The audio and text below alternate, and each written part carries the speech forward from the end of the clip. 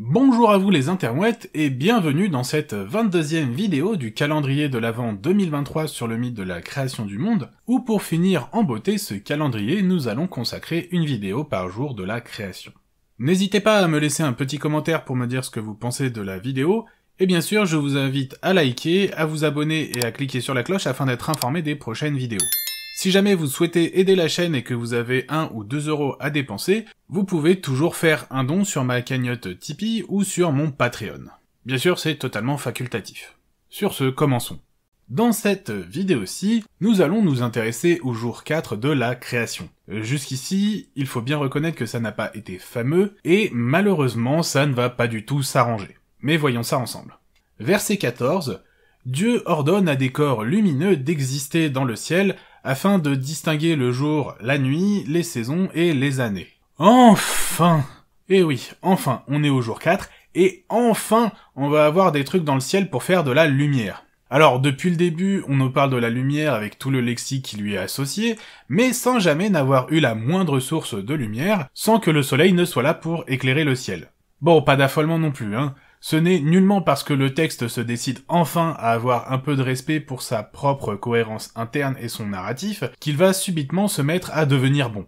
Verset 15, on n'apprend rien de spécial puisqu'on nous dit que les corps célestes vont servir de luminaires dans le ciel pour éclairer la terre, et que cela s'accomplit selon la volonté divine. Alors déjà, réduire les astres à de simples luminaires, je trouve ça extrêmement hautain. Il y a quand même une sacrée différence entre un luminaire et un astre. Mais quand bien même, la seule et unique chose dans le ciel capable de nous éclairer, c'est le soleil. Les étoiles sont-elles beaucoup trop loin et nous apparaissent trop peu brillantes pour que leur lumière ne soit véritablement utile. On les voit certes dans le ciel, mais on ne peut rien faire avec leur lumière seule. Quant à la Lune et aux planètes, elles ne font que refléter la lumière solaire. Sans le soleil et sa lumière, on verrait autant la Lune et les planètes dans le ciel que vous voyez votre rouleau de PQ aux toilettes vous éclairer lorsque soudainement le courant se coupe. Verset 16. Dieu fit 2 grands luminaires. Pas un, 2. Attention, hein, voilà la toute-puissance divine. Alors, ces 2 luminaires, c'est quoi? Eh ben, il y a un grand luminaire pour le jour et un petit luminaire pour la nuit. Bon, il y a aussi les étoiles, hein. Non mais putain, là j'en peux plus. C'est pas possible d'être aussi nul. Je veux dire, même en racontant n'importe quoi, de temps en temps, totalement par hasard, on doit quand même arriver à dire un truc qui est à peu près juste. Mais là, non, c'est systématiquement faux. C'est systématiquement débile, mais c'est toujours inattendu. Et ça, c'est très important pour la santé du cigare. Alors par où commencer? Bon, déjà, le fait de faire la distinction entre le soleil et les étoiles, c'est simplement débile. Le soleil est une étoile, comme tant d'autres. Et même pas une étoile très spéciale, hein, une étoile tout ce qui est plus banal. Le soleil est une étoile moyenne, de taille moyenne, qui est à peu près au milieu de sa durée de vie, et qui est de température moyenne. Le soleil est une étoile qui est dans une galaxie spirale tout ce qu'il y a de plus banal, et notre système solaire est même situé à la lisière de la Voie lactée. Pas vraiment dans un coin très fréquenté. Donc oui, hein, au moins sur un point, le texte a raison, puisque le soleil, notre étoile qui est donc comme tant d'autres étoiles, est l'astre qui détermine le jour. Mais c'est tout. Quand il fait nuit pour nous, le soleil ne disparaît pas. Il est simplement plus visible pour nous, mais il fait toujours jour quelque part sur la planète, ailleurs, pour d'autres pans du globe. Donc en réalité, le soleil qui gouverne le jour, en fait c'est pas vrai. Le soleil ne gouverne pas le jour, c'est juste que la Terre tourne sur elle-même et que les parties qui vont être éclairées changent au fil du temps. Là encore, le texte implique plus ou moins que les rédacteurs de la Torah étaient platistes. Et du coup, il ne dit même pas où est-ce que va le soleil quand il fait nuit. Par contre, le Coran, lui, est bien plus loquace à ce sujet, puisque dans la sourate 18, verset 86, il est dit que le soleil se couche dans une flaque boueuse, et que la nuit, il se pose sous le trône d'Allah. C'est vous dire le niveau de n'importe quoi. En tout cas, dans le livre de Josué, qui fait directement suite à la Torah, nommé le Pentateuque dans l'Ancien Testament de la Bible, le fameux Josué dont il est question arrive au chapitre 10, verset 12, à stopper le soleil dans le ciel. Rien que ça. Il stoppe le soleil dans sa course dans le ciel en lui ordonnant simplement de le faire. Il lui dit « Soleil, arrête-toi sur Gabaon, et toi, Lune, sur la vallée d'Ajalon ». Bon, alors là c'est totalement risible puisque le soleil ne bouge pas et ne se couche pas, puisque tout est le résultat de la rotation de la Terre sur elle-même.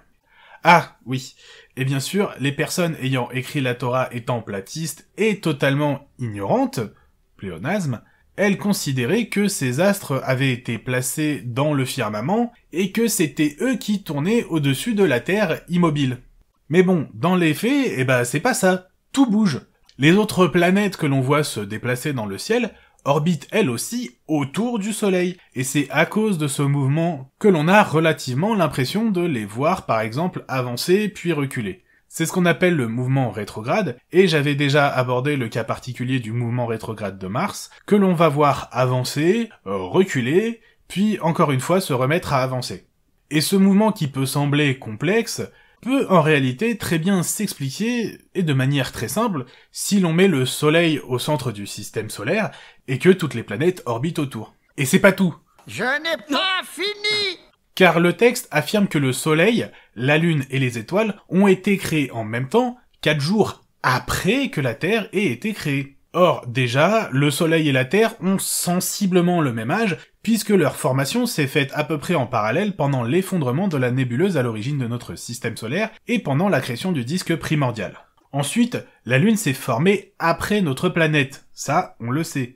Alors, pas beaucoup après, seulement 30 à 60 millions d'années après, mais quand même, elle s'est formée après. Pas beaucoup après, mais après quand même. Et elle s'est formée justement suite à la collision entre la prototerre, qui était encore un astre fait de magma, et un autre astre dont la taille était similaire à celle de Mars actuellement. Et les étoiles, pour leur part, certaines sont plus jeunes que notre planète, mais pour d'autres, elles sont plus vieilles. Elles sont même très majoritairement plus vieilles que notre planète. Donc là encore, c'est du grand n'importe quoi. Ensuite, on a le verset 17, qui nous dit que Dieu a placé tout ça dans le ciel pour rayonner sur Terre.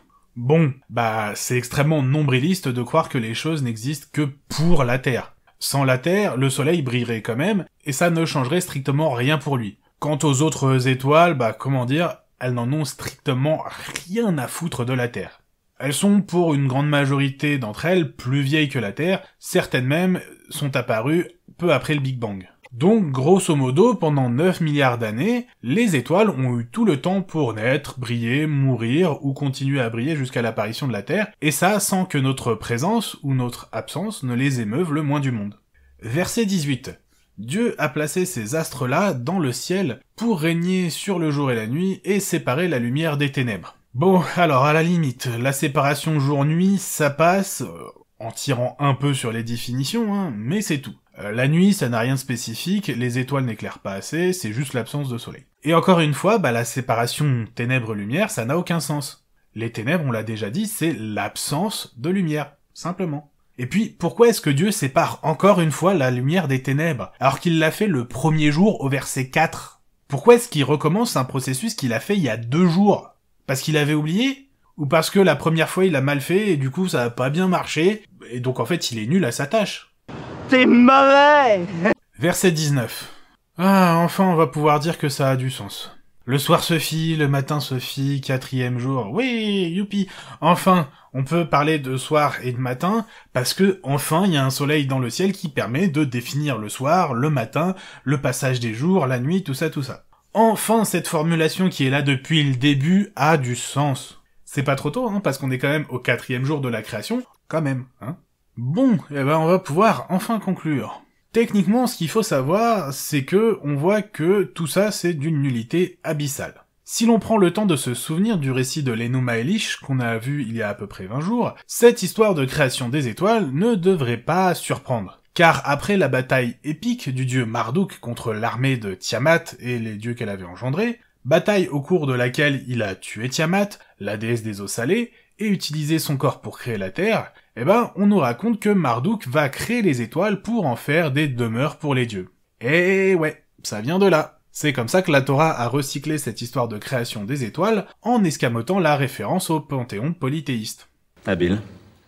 Et enfin, je ne résiste pas à la tentation de parler de la sourate 36, verset 40, qui nous dit que le soleil ne peut pas rattraper la lune. Alors déjà, dans la réalité, les deux sont très éloignés, puisque la lune orbite autour de la Terre, et que la Terre orbite autour du soleil, donc il y a à peu près 150 millions de kilomètres d'écart entre les deux. Donc clairement, les deux astres ne vont jamais se croiser dans la réalité. Mais si par contre on parle d'un simple point de vue terrestre, où l'on observe depuis notre bon vieux plancher des vaches ce qui se passe dans le ciel, eh ben le jeu du chat et de la souris entre la lune et le soleil devient effectif. Et cette affirmation caduque. Les zélotes qui pensent que c'est vrai, c'est quoi à leur avis une éclipse? Non mais sérieusement, à un moment, il suffit d'observer une éclipse au moins une fois dans sa vie pour voir que cette affirmation de « Ah là là, les deux peuvent pas se rattraper », bah c'est n'importe quoi. Donc bon, concrètement, ce 4e jour de la création, c'est encore une fois du grand n'importe quoi. Alors en même temps, on aurait pu s'en douter, hein, il fait une distinction entre les étoiles et le soleil, alors que le soleil est une étoile, et que un dieu omnipotent et omniscient, qui aurait tout créé, devrait savoir ça. Et par-dessus le marché, le texte considère que tout ce petit monde est placé dans le ciel, au-dessus d'une terre immobile. Bref, comme d'habitude, le texte raconte n'importe quoi. D'autant plus que, comme je l'avais déjà expliqué dans la vidéo 17 de ce calendrier de l'Avent, la Terre n'est qu'une infime poussière sans aucun intérêt comparée à l'immensité de l'univers. Et malgré tout, Dieu n'hésite pas à s'attarder plusieurs jours sur la Terre et règle tout le reste de l'immensité en une seule journée.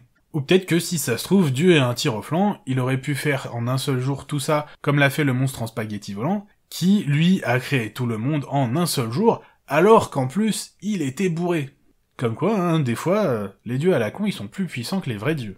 Voilà, c'est donc la fin de cette 22e vidéo du calendrier de l'Avent 2023, abordant le récit de la création du monde dans les religions abrahamiques. Avant de partir, prenez le temps de laisser un petit commentaire sous cette vidéo afin d'améliorer son référencement. Pas besoin d'écrire un roman, je vous rassure, un simple mot ou un smiley suffira amplement. Mais vous pouvez également prendre les devants en partageant cette dernière avec un maximum de personnes afin de la faire découvrir au plus grand monde. Et surtout, n'hésitez pas à la liker afin de me faire savoir ce que vous pensez de cette dernière. Vous avez également la possibilité de me suivre sur les réseaux sociaux où vous serez informé des épisodes à venir, et vous pouvez également me proposer des sujets que vous aimeriez voir traités ici. Bien sûr, si ce n'est pas déjà fait, je vous invite à vous abonner et à cliquer sur la cloche afin d'être informé des nouvelles vidéos et de ne rien rater de l'actualité de la chaîne. Je vous dis en tout cas à bientôt pour un nouvel épisode de Techniquement ce qu'il faut savoir.